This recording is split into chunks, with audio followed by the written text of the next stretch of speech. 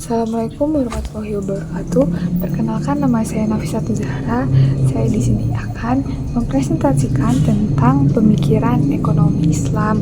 Pengertian pemikiran ekonomi Islam adalah gagasan dan konsep mengenai aktivitas ekonomi yang berlandaskan ajaran Islam, Al-Quran, hadis, dan ijtihad ulama dengan tujuan mewujudkan keadilan, kesejahteraan, serta kebahagiaan manusia di dunia dan di akhir. Selanjutnya saya akan menjelaskan tentang keadaan ekonomi pada masa Arab sebelum Islam. Ada 7 zaman, yaitu zaman Mesir kuno, terus zaman yang kedua zaman Babilonia atau Mesopotamia, yang ketiga itu zaman Persia, yang keempat Yunani kuno, yang kelima Romawi, dan yang keenam India, dan yang terakhir Arab pra-Islam atau masa jahiliyah. Selanjutnya saya akan menjelaskan tentang pada zaman Mesir kuno pada masa Firaun. Ekonomi Mesir kuno sangat bergantung pada Sungai Nil yang menjadi sumber utama pertanian. Melalui sistem irigasi, masyarakat dapat menghasilkan pangan untuk mencukupi kebutuhan kerajaan. Pajak juga diberlakukan guna menjaga stabilitas negara, namun masalah muncul ketika banjir atau kekeringan melanda, ditambah eksploitasi terhadap rakyat yang menimbulkan ketidakadilan sosial. Dan yang kedua itu pada zaman Babilonia atau Mesopotamia. Di wilayah Mesopotamia, pertanian dan perdagangan menjadi tulang punggung ekonomi.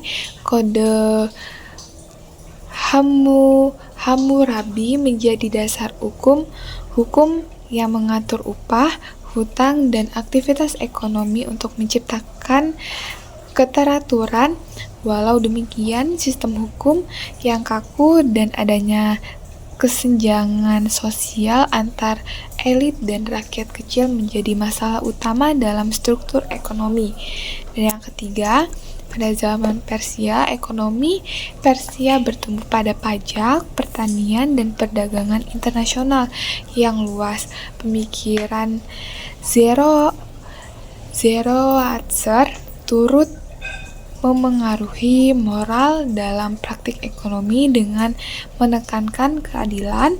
Meski begitu, beban pajak yang berat dan peperangan berkepanjangan justru melemahkan kestabilan sosial dan ekonomi kerajaan Persia. Dan yang keempat, itu pada zaman Yunani kuno.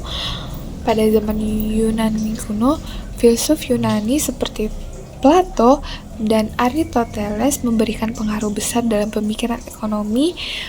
Plato melihat ekonomi sebagai bagian dari rumah tangga, sedangkan Aristoteles membedakan produksi alami dengan perdagangan uang. Sayangnya sistem ekonomi Yunani masih didominasi oleh perbudakan dan ketimpangan sosial yang cukup besar.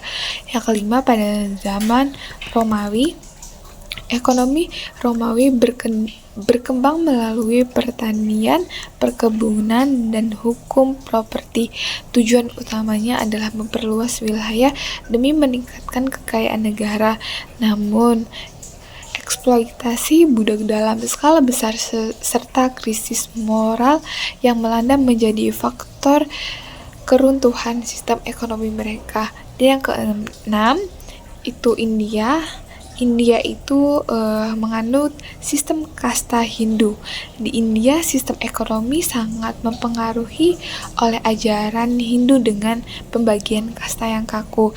Masyarakat agraris dan perdagangan dijalankan sesuai aturan kasta untuk menjaga keteraturan sosial. Akan tetapi, diskriminasi dan ketidakadilan sosial yang lahir dari sistem kasta menjadi masalah besar yang menghambat keadilan ekonomi. Dan yang ketujuh, pada zaman Arab pra-Islam atau masa jahiliyah, ekonomi Arab pra-Islam didominasi oleh perdagangan Mekah dan perjalanan khalifah. Praktik riba, penimbunan, dan penipuan serta terjadi demi keuntungan kelompok elit. Hal ini menimbulkan ketidakadilan sosial yang tajam, sehingga sistem ekonomi pada masa itu jauh dari prinsip keadilan.